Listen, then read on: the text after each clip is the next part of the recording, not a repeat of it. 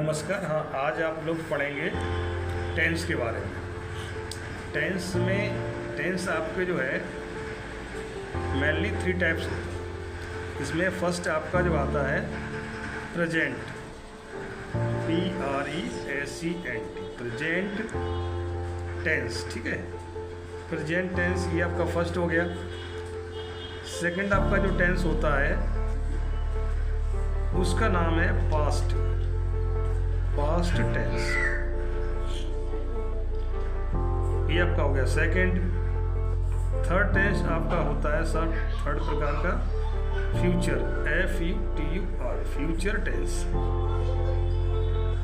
तो ये 3 टाइप के जो टेंस हैं इनको पढ़ेंगे और प्रत्येक टेंस का जो है 4 इसके टाइप और होंगे। जैसे प्रेजेंट इंडेफिनिट में आपके जो है प्रेजेंट टेंस में 4 टाइप होंगे। इसमें कौन कौन से 4 होंगे वो आप जान लीजिए। सबसे पहला आपका आएगा present indefinite. Present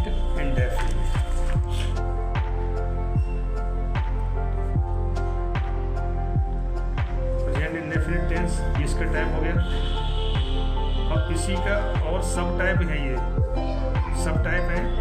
present continuous आएगा, प्रेजेंट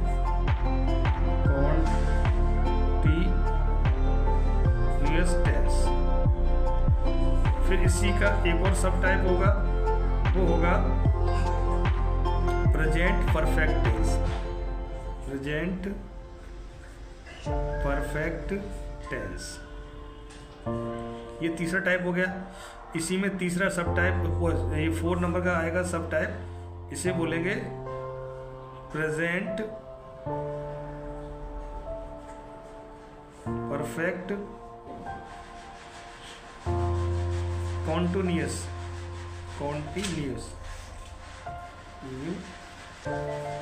टेंस। तो ये हो गए इसके 4 सब टाइप। इस तरह से प्रत्येक टेंस के 4 सब टाइप होंगे।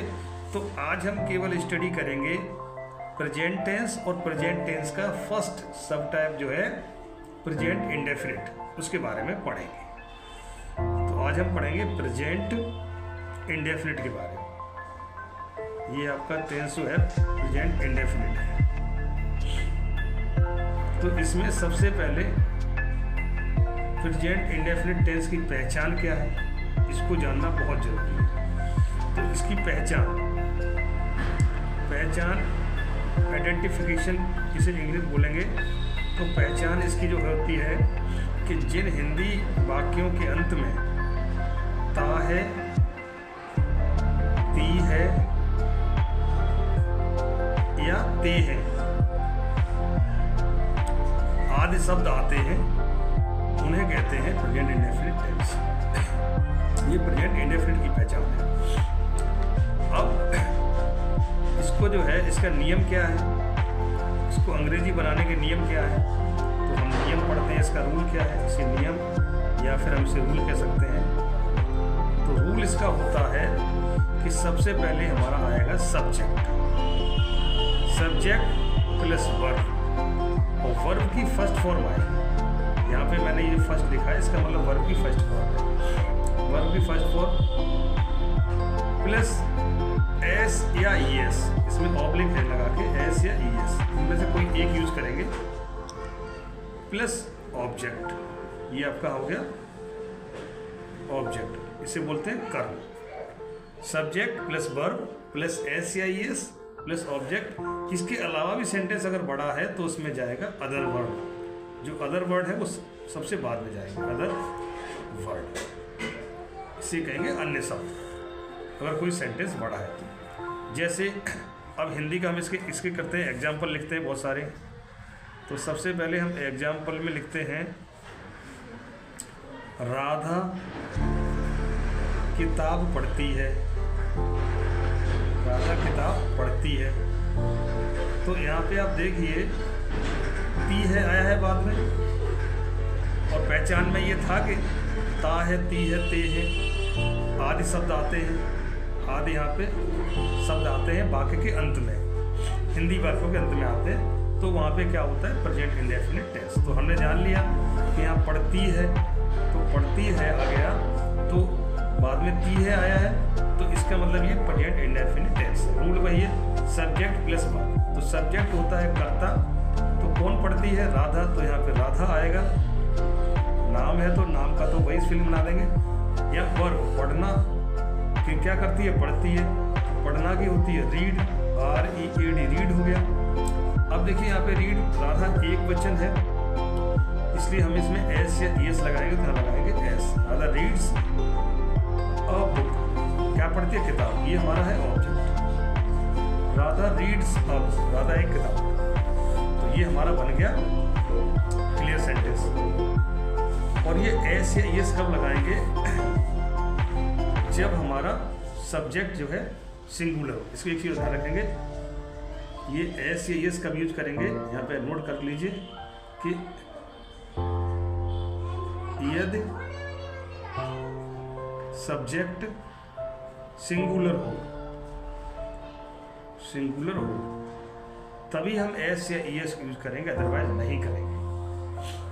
तो ये तब आएगा अगर जैसे मान लीजिए सेंटेंस जो हमारा कोई ऐसा सेंटेंस है जिसमें सब्जेक्ट जो है प्लूरल है, जैसे वे घर जाते हैं,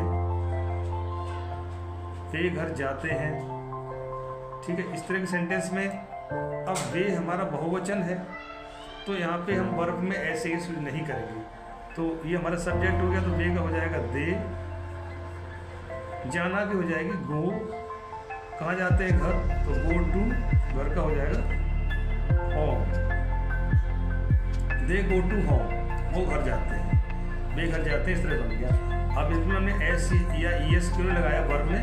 क्योंकि दे जो है वो हमारा प्लूरल है, प्लूरल सब्जेक्ट है, बहुवचन करता है, इसलिए हमने इसमें एस या ES का यूज नहीं किया। केवल सब्जेक्ट सिंगुलर होने पर ही हम वर्ब में एस या ES का यूज करेंगे, अदरवाइज हम इसका यूज नहीं करेंगे। और ध्यान रखेंगे पहले सब्जेक्ट आएगा, उसके बाद वर्ब आएगी, उसके बाद हमारा ऑब्जेक्ट आएगा। अगर कोई वर्ड है तो वो सबसे लास्ट में जाएगा। इसके जैसे राम प्रतिदिन मंदिर जाता है, मान लीजिए राम प्रतिदिन मंदिर जाता है। इस तरह का सेंटेंस हमारा है, राम प्रतिदिन मंदिर जाता है। तो अब यहाँ देखिए जो हमारा सब्जेक्ट है वो कौन है? राम। तो राम की तो हम क्या करेंगे? नाम जो है ना उसका हम इंग्लिश में ऐसे बना देंगे, ठीक है। अब वर्ब क्या है? जाना, तो जाना भी होती है गो लिख दिया। अब हमने देखा कि राम सिंगुलर है, एक वचन है, इसलिए इसमें ES लगाना भी जरूरी है, तभी क्लियर होगा। राम गोज टू, कहाँ जाता है? ऑब्जेक्ट क्या है? मंदिर, मंदिर का होगा टेम्पल, TEMPLE, टेम्पल हो गया। अब इसमें एक चीज़ और बची, प्रतिदिन, तो ये हमारा अदर वर्ड है, अन्य शब्द है, तो इसकी इंग्लिश जो है हम सबसे बाद में लिखेंगे। तो यहाँ पे लिखेंगे राम गोज टू टेम्पल, और यहाँ पे सबसे लास्ट में लिखेंगे प्रतिदिन की इंग्लिश क्या होगी? डेली। अब ये बन गया हमारा, और यहाँ लगाएंगे फुल स्टॉप। तो Ram goes to temple daily. तो एक बार फिर समझेंगे कि सब्जेक्ट पहले आ गया, फिर इसके बाद वर्ब आया, और वर्ब में हमने ES क्यों लगाया? क्योंकि राम सिंगुलर था। फिर ऑब्जेक्ट है, कहाँ जाता है? मंदिर, तो थ्रू टेम्पल हो गया। और इसके बाद हमारा बचा प्रतिदिन, तो ये हमारा अन्य शब्द है, एक्स्ट्रा वर्ड है, तो इसको हमने लास्ट में लगाया डेली। तो हमारा क्लियर बन गया। सेंटेंस क्या बना कि Ram goes to temple daily. तो ये हमारा क्लियर हो गया। अब इसमें और एग्जाम्पल करते हैं। तुम गरीबों की सहायता करते हो, तुम गरीबों की सहायता करते हो। यहाँ देखिए, अब तुम गरीबों की सहायता करते हो, ये हमारा एक सेंटेंस है। अब इसको कैसे बनाएंगे? यहाँ पे हमारा सब्जेक्ट क्या है? तुम, तो तुम की इंग्लिश क्या होती है? यू। हमारी वर्ब क्या है? सहायता करना। क्रिया क्या है? सहायता करना। तो सहायता करना की इंग्लिश क्या होती है? Help, you help. अब यहाँ पे यू जो है हमारा प्लूरल है, बहुवचन है, इसलिए इसमें एस या ES नहीं लगेगा, इसका ध्यान रखना है। अब क्या करते हो? गरीबों की सहायता, यू हेल्प। गरीबों की क्या इंग्लिश होती है? The poor. The poor means होता है गरीब, यू हेल्प द पुअर। बस इतना ही हो गया, यहाँ लगा देंगे फुल स्टॉप। तो यू हेल्प द पुअर। तो इस तरह से हमारा सेंटेंस बन गया, तुम गरीबों की सहायता करते हो। तो इसमें हमें मेन समझने वाली बात क्या है कि सबसे पहले सब्जेक्ट आएगा, उसके बाद फिर हमारी वर्ब आएगी और उसके बाद ऑब्जेक्ट आएगा। ऑब्जेक्ट के अलावा भी सेंटेंस में कोई अन्य शब्द है तो वो हमेशा सबसे लास्ट में लिखा जाएगा। एक तो ये बात हो गई। दूसरी बात इसमें ये है, सब्जेक्ट हमारा अगर सिंगुलर है, इसका विशेष ध्यान रखना है, सब्जेक्ट सिंगुलर है तभी हम वर्ब में एस या ईएस का यूज़ करेंगे, अदरवाइज नहीं करेंगे। और बाद में फुल स्टॉप लगाएंगे, जैसे हमारा हिंदी वाली वाक्यों में लास्ट में विराम लगा होता है, तो ऐसे ही हम इसमें फुल स्टॉप लगाएंगे, ये भी बहुत ज़रूरी है। और बाकी का जो पहला जो हमारा वर्ड होगा, लेटर होगा, पहला जो लेटर होगा, अक्षर होगा, वो हमारा बड़ा होगा, जैसे यहाँ पे वाई बड़ी है, इसका विशेष ध्यान रखेंगे। तो ये हमारा पूरा क्लियरली सही होगा, कहीं पर कोई मिस्टेक नहीं होगी। यू हेल्प द पुअर, तुम गरीबों की सहायता। कोई भी आपको कहीं भी एक नंबर नहीं काट सकता, किसी भी तरह की आपकी मिस्टेक नहीं हो सकती।